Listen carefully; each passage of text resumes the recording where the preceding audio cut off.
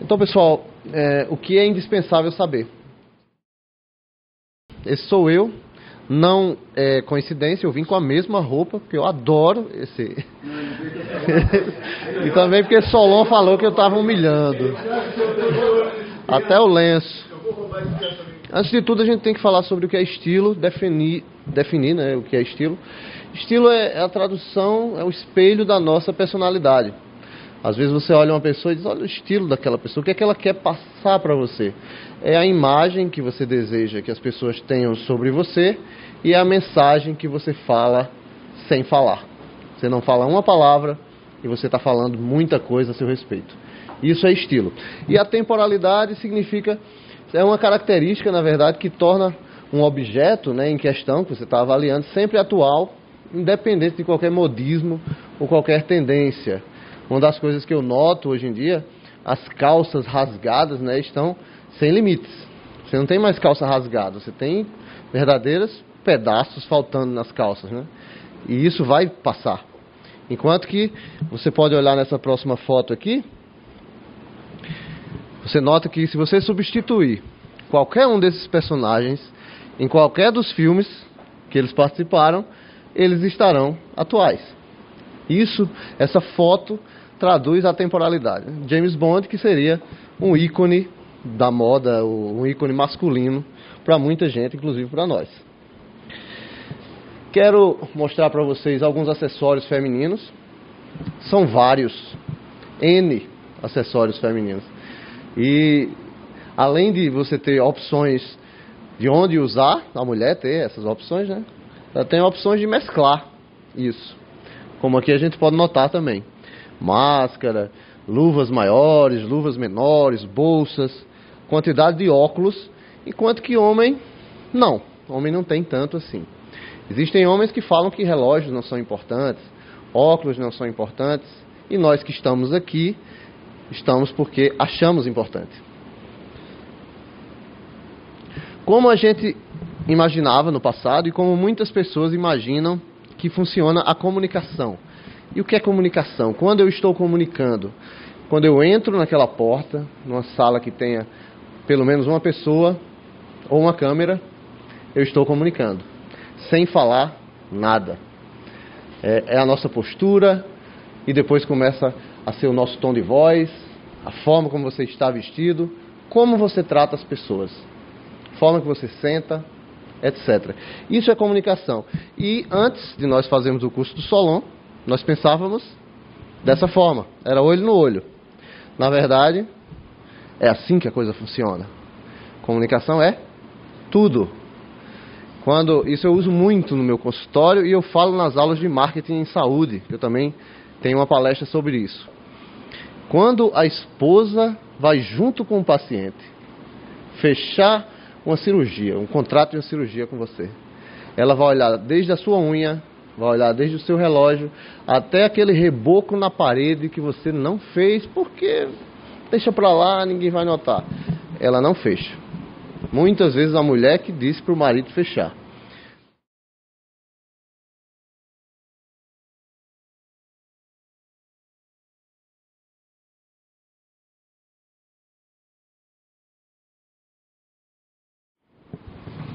Todos viram a cena? 5 anos o relógio ficou... Primeiro ele valorizou o relógio, e durante 5 anos o relógio ficou no ânus do pai dele. Mais 2 anos ficou no ânus da pessoa que foi entregar. Tem muito valor. Concordam? O valor das coisas não necessariamente tem a ver com o preço das coisas. Coloquei aqui uma fórmula que é muito importante para todos nós. Se a gente se basear nisso, a gente vai gastar muito menos, de forma errada, como nós gastamos até os dias de hoje. Definir o que é valor. O valor, que eu chamei de V, é igual à quantidade de vezes que você vai usar aquela coisa, diretamente proporcional, né, multiplicado, pelo prazer de quando você estiver utilizando essa coisa, causa a você. Um exemplo. Imagine que você comprou uma Ferrari, dividido pelo preço, tá? Então vamos definir se essa Ferrari é valiosa para você. Foi o maior sonho de sua vida. Seu pai falou, meu filho, compre uma Ferrari, e você cresceu, sonhou com isso, e quando você entra na sua Ferrari, você sente o maior prazer da sua vida, um prazer sexual. Então, quantidade de vezes, por mais que seja 1, 2, 3 vezes que você use no ano, multiplicado pelo prazer que essa Ferrari causa para você, vai tornar o valor muito maior, independente do preço. Aquela roupa que você usou uma vez, foi cara, né? Não te causa prazer nenhum, e teve um preço, ou seja, um denominador muito alto, vai ter um valor muito baixo. E isso só nós podemos definir. As coisas, na verdade, não têm importância. Nenhuma coisa tem importância. Nós é que damos importância a elas. Pergunte a Butch se o relógio, um pedaço de relógio, eu acho que é um Ômega, não tenho certeza, eu acho que quando eu assisti eu fui procurar a marca, era um Ômega suíço, mas independente da marca do relógio de Butch, seria o mais valioso. Inclusive no filme ele volta para enfrentar um traficante, um chefão da máfia, para pegar o relógio, que a namorada esqueceu, porque tinha muito valor. É isso que a gente precisa definir. As coisas não têm importância, nós é que damos importância a elas. Para mim, um selo olho de boi não vale nada. Para quem coleciona selo, é uma raridade, é uma coisa que ele dá vida por isso. Então, a apresentação não tem nada a ver com grife. Um Rolex é importante, é uma coisa valiosa? Depende. Para você, para mim, para o meu amigo, para quem quer que seja. Existem os Patek Philippe, existem os Audemars Piguet, Pocheron Constantin, etc. Eu tenho aqui uma pirâmide que não sei quem idealizou, é uma pirâmide pública aí na internet, demonstrando a importância de cada grife, de cada brand, de cada marca. No topo da pirâmide vão estar os Patek Philippe. São relógios feitos à mão desde o início, uma empresa que nunca fechou. Na confecção de um relógio podem chegar a ter 700 funcionários, todas as peças colocadas à mão. Talvez por isso esteja aí. Não quer dizer que o seu fóssil, que o seu Timex sejam menos importantes, depende da importância que você dá a eles. Nós estamos aqui para falar sobre estilo, já definimos o que é estilo, a temporalidade, se aquilo vai estar bem ou não no seu pulso. Essa pirâmide aí guia muita gente. Eu estou no meio dela, estou tentando chegar no topo, mas não sei se consigo. Estamos batalhando para isso. Depende se eu dou importância a ter um Patek Philippe, né? Uma coisa importante, réplica é um eufemismo para falsificação. Então, popularmente, o pessoal, eu uso uma réplica. É a mesma coisa, jamais será. Então, falsificação é crime. Eu sou contra usar réplica de qualquer coisa e sugiro que você não use. Qual a utilidade de um relógio? Serve para marcar as horas, mas hoje o celular faz isso muito bem. No nosso caso, definir nosso estilo, melhorar o nosso visual e entender aquele slide lá da mulher olhando para todos os lados, né? Serve também para monitorar batimentos cardíacos. Eu tenho um desses, um smartwatch que eu uso quando eu vou praticar atividade física. Um acessório para compor o visual e também pode ser até um investimento, né? Uma joia. Rolex é commodity. Você não encontra Rolex em site de relógio. Você encontra em site de joia. E eu já fui buscar isso. Entrei em sites procurando. Caramba, cadê o Rolex aqui em relógio? Você vai lá em joias, Jewelry, tá lá o Rolex. É joia, é commodity. Então chegaram nesse ponto. Então, o que é que vai fazer você escolher um relógio? O primeiro, você, que a partir do que eu falei até agora, caramba, o que ele está falando faz sentido. Você vai dar importância a relógio a partir de agora. Dinheiro, a quantidade de dinheiro que você tem. Seu companheiro, sua companheira. Compra um relógio ou não compra um relógio. O vendedor, se ele for bom, tipo o vendedor lá da empresa que estava falando aqui, tipo o que me atendeu ontem lá na Vasco Vasconcelos, o cara é bom, o cara vai vender.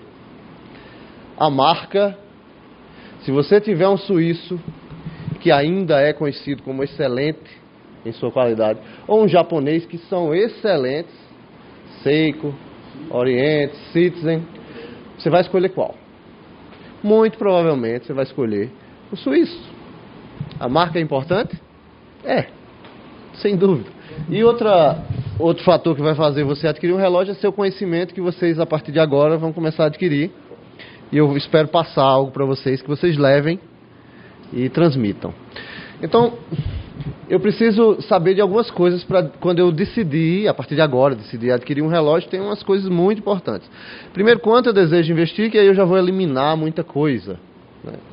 Eu desejo investir 400, 500 reais. Então, você vai ficar ali na Vivara, naqueles relógios que não tem um brand muito reconhecido, mas tem beleza, tem estilo, tem simplicidade. Depende de que importância você dá para esse produto. Então, quanto eu desejo investir, vamos aprender a nomenclatura do relógio e quando vocês saírem daqui, vocês vão saber mais do que 90% dos vendedores. No mínimo. No mínimo. Circunferência, tamanho da caixa, circunferência do pulso. Isso é uma coisa que você vai fazer uma única vez. Você vai pegar uma trena e vai medir seu pulso. O meu tem 18 centímetros. Acabou. Já sei. E baseado nisso, na minha altura, em proporcionalidade, eu vou definir que relógio eu vou comprar. Eu tenho um relógio ali de 45 milímetros de caixa. Mas eu tenho um pulso de 17 centímetros. Tchau. Não vou nem olhar, não vou gastar com isso não. Eu vou mostrar para vocês aqui a proporção. O tamanho da caixa, eu vou mostrar o que é caixa para vocês. A altura da caixa, pois a proporcionalidade do relógio no seu pulso vai depender do seu tamanho, né, do tamanho da caixa e da altura e largura da pulseira. Existem relógios com caixas grandes e pulseiras menos largas, mais estreitas. Então eu vou mostrar para vocês a nomenclatura básica que você tem que saber aqui. Então, quem estudou matemática sabe que raio é a distância do centro, periferia de uma circunferência. Diâmetro, 2 vezes o raio. Tamanho da caixa, e aí você tem que saber, a maioria das vezes que vão falar para você é o diâmetro mais a coroa. Então vai ser daqui, ó. Certo? Então você tem que ver se o que estão falando lá é a caixa sem a coroa ou com a coroa. Franklin, isso faz diferença? 2, 3 milímetros. Nós estamos aqui numa fração de milímetros. Estamos falando de metros. Ok? Então aqui você tem o tamanho da caixa, que é o diâmetro mais a coroa. Em alguns relógios você vai ter uma peça que está ao redor. Essa peça se chama bezel.